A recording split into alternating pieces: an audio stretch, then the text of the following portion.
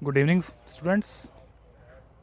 आज signals and system जो subject है हमारा, उसका सेकंड पार्ट जो है फर्स्ट यूनिट का सिस्टम, उसके बारे में स्टडी करते हैं। और जैसे कल हमने किया था सिग्नल के बारे में, सिग्नल की कुछ प्रॉपर्टीज़ थी, उसके कुछ फीचर्स थे, कुछ बेसिक सिग्नल्स थे, उसके बारे में डिस्कस किया था। आज हम करेंगे सिस्टम के बारे में डिस्कस। जी, सबसे पहले आप डायग्राम पे आ जाइए। यहाँ आप देख रहे हैं इनपुट बहुत सारी हैं, वन और मोर देन वन। बीच में है हमारे पास सिस्टम। इस सिस्टम से फिर हमें मिल रही हैं कुछ ना कुछ आउटपुट्स। इस डायग्राम को ध्यान से देखते हुए हम ये सोच सकते हैं कि कुछ ना कुछ इनपुट्स हैं जो प्रोसेस हो रही हैं और वो हमें मिल रही हैं आउटपुट में। तो सिस्टम को अगर आपने मीनिंगफुल वे से डिफाइन करना हो तो it can be defined as it is the connection of devices that produce output from some processed inputs. मैंने सम बोला है, some means it may be one और more than one. And also it can also be defined as a system is an entity that possesses one or more input signals in order to produce one or more output signals. इन दोनों में से किसी भी एक method से हम इसको डिफाइन कर सकते हैं। ठीक है। नेक्स्ट इसमें कुछ इसकी भी प्रॉपर्टीज़ हैं, लाइक सिग्नल सिस्टम की भी बहुत सारी प्रॉपर्टीज़ हैं, जिसमें सबसे पहले प्रॉपर्टी है इसकी मेमोरी सिग्नल, मेमोरी सिस्टम्स। वो सिस्टम्स जिनके अंदर मेमोरीज होती हैं। इसको अब मेमोरी के भी मल्टीपल मीनिंग है, लेकिन इस पॉइंट ऑफ व्यू से, सिस्टम पॉइंट ऑफ व्यू से इसका क्या मीनिंग है, let's discuss.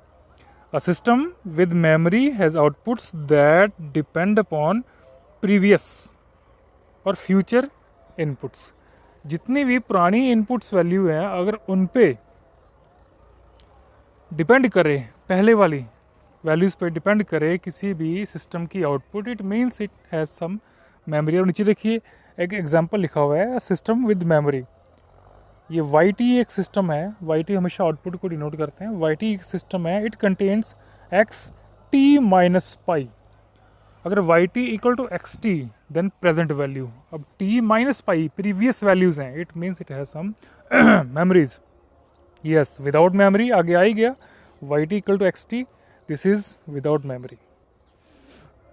And one more thing जो इसमें इंपॉर्टेंट है, मे बी 2 मार्क्स क्वेश्चन में कभी कभी पूछ लें, the output for each value of independent variable at given time is dependent on input only at that same time. Time conditions should be same.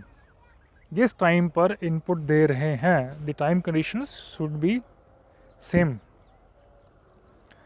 Second property है इसकी, ये तो था मेमोरी और memory less systems. Second property है invertibility. Invertibility, an invertible system is one in which there is one to one को relation between inputs and outputs. Input और output के बीच में वन टू वन रिलेशंस हैं। अगर x1 is the input, y1 is the output, x2 is the input, y2 is the output, it means all these systems are correlated with each other and invertible systems हैं। अगर हम one two one correlations के साथ लाई करते हैं। इस नीचे देखिए एग्जांपल लिखा हुआ है, if Y T is equal to X T, it means it is a invertible system. Next example है, Y T is equal to mod X T, only positive values. ये रिवर्टिबल नहीं है, इसलिए this is an invertible system, right, non invertible system, sorry. Next है causality, causal system और non causal system. ये भी इसमें भी कुछ कंडीशंस हैं कॉजल सिस्टम की जो उसको डिफाइन करती हैं। अगर causal system has outputs that depend upon current और प्रीवियस इनपुट्स। अगर तो इनपुट वैल्यूज़ जो हैं प्रेजेंट की हैं, करंट की हैं और प्रीवियस पुरानी वैल्यूज़ हैं, माइनस वाली वैल्यूज़ हैं, it means we have a causal system. अब देखिए एक नीचे एग्जाम्पल इसका लिखा हुआ है Y T equal to X T plus X T minus one. X T represents present and xt minus represent xt minus 1 represent previous inputs. Similarly here in second example there is xt plus 1. This denotes future value, and whenever future value indicates in input, the system is non-causal. Then stability. Stable system को define करना बहुत easy है। एक stable system वो system है जो restrictions के बीच में है, जो बाउंडेड इनपुट और बाउंडेड आउटपुट के साथ ही है। वो सिस्टम जो इस रिलेशन को फॉलो करे, बाउंडेड इनपुट और bounded output, that system has full stability. Okay, next time invariance. ये भी एक प्रॉपर्टी है सिस्टम की। A system is said to be time invariant if a shift in the time domain correspond to same shift in the output. इसमें एक चीज़ मैंने miss कर दिया, if a shift in time domain of input is there, then corresponding shift in the output is also present. Okay, likewise यहाँ देखिए आप, if y1 y1t है, y1t is equal to x1t, okay, then y2t अगर उसमें t minus not का आप shift कर दीजिए, देन कॉरस्पॉन्डिंग चेंज x2 में भी आ जाएगा। इस सिस्टम को बोलते हैं time invariance system, sorry time invariant system, कि जो सिस्टम है हमारा वो टाइम के साथ चेंज नहीं हो रहा। अगर इनपुट में कुछ शिफ्ट हो रहा है तो उसके कॉरस्पॉन्डिंग आउटपुट में भी शिफ्ट होगा। लीनियरिटी नेक्स्ट प्रॉपर्टी है इसमें, लीनियरिटी। एक एग्जांपल था इसमें, ये एग्जांपल जैसे sign T x1t and y2 उसमें डिफरेंस किया तो ये वैल्यू कभी भी उसके कॉरस्पॉन्डिंग सेम नहीं रहेगी, देयरफॉर इससे वो वेरिएशंस आ जाएंगी टाइम के अंदर। इसलिए इस टाइप के सिस्टम को बोलते हैं time variant systems. Then linearity,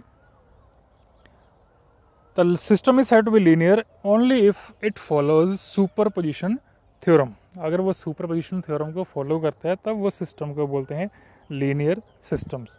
अब ये सुपरपोजिशन थ्योरम क्या होती है, आप नीचे देखिए, अगर हमारे पास दो इनपुट हैं, x1 है और x2 है, उसकी कॉरस्पॉन्डिंग आउटपुट हैं y1 और y2।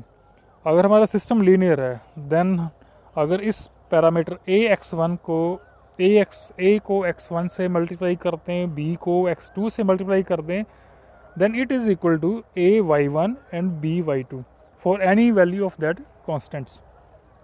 अगर ऐसा पॉसिबल है, अगर ये ऐसा होता है, then the system is said to be linear. और अगर इस पोजीशन को, इस सुपरपोजिशन थ्योरम को फॉलो नहीं करते हैं, then our system is non linear. नीचे एग्जांपल देखिए, y t equal to 10xt, this is a linear system, and y t equal to xt square. whenever square terms or cube terms comes, a system never be a linear, hence this is a non-linear system. Linear shift invariant, पहले हमने linearity पढ़ी, फिर हमने shift invariant पढ़ा। Now we have linear shift invariant system, जिसको in short LSI system बोलते हैं। And LSI system is a system that has some properties, combination of properties like linearity and shift invariance, linearity and shift invariance. The linearity जब भी हमने पीछे discuss की, if this condition follows, superposition follows, then the system is said to be linear. And if this time shift also follows, if shift in input correspond to shift in output, then system is known as shift invariant.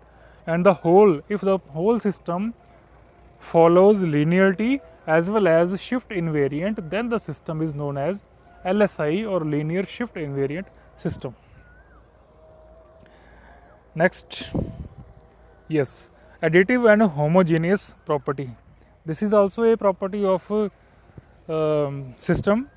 A system is said to be additive, means सब कुछ हमने उसमें add करना है। यहाँ देख सकते हैं आप, अगर हमारा एक फंक्शन है, it contains some of individual signals, इस सिस्टम के अंदर इंडिविजुअल सिग्नल्स का सम है h x1 plus x2, then according to additive property it is equal to individual functions of signal and their sum of individual signal functions.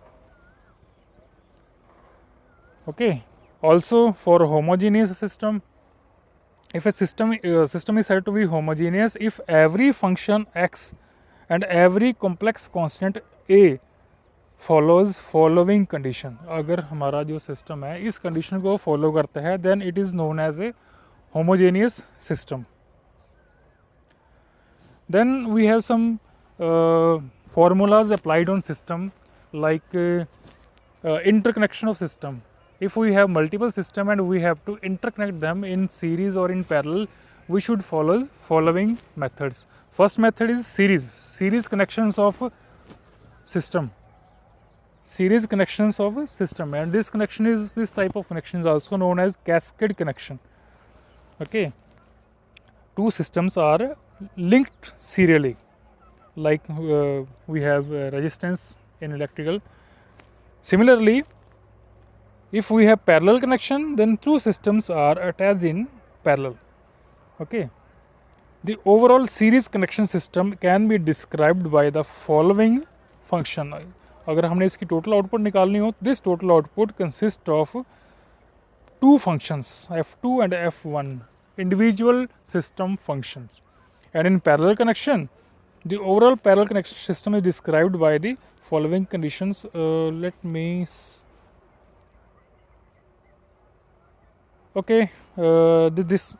This is the sum of, because हम यहाँ देख रहे हैं ना, this yt output is equal to sum of the individual outputs of two systems. दोनों system की individual output का जो सम होगा that will be the result of parallel system connection.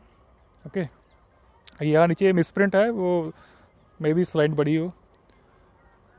So this was the system and its properties. Hope कि आपको यहाँ तक कुछ इसके बारे में समझ आया हो.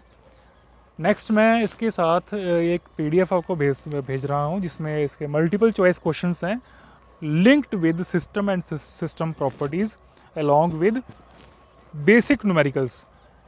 इस बार जो पैटर्न है PTU का, उसमें जैसे कि आपको भी बताया गया कि ऑनलाइन एग्ज़ाम है, तो उसमें मैक्सिमम इसकी हमें स्ट्रेस तैयारी करनी होगी इस पे मल्टीपल चॉइस क्वेश्चंस पे. So be ready and within 20 minutes आपने ये 20 क्वेश्चन सॉल्व करने हैं. Okay, thank you.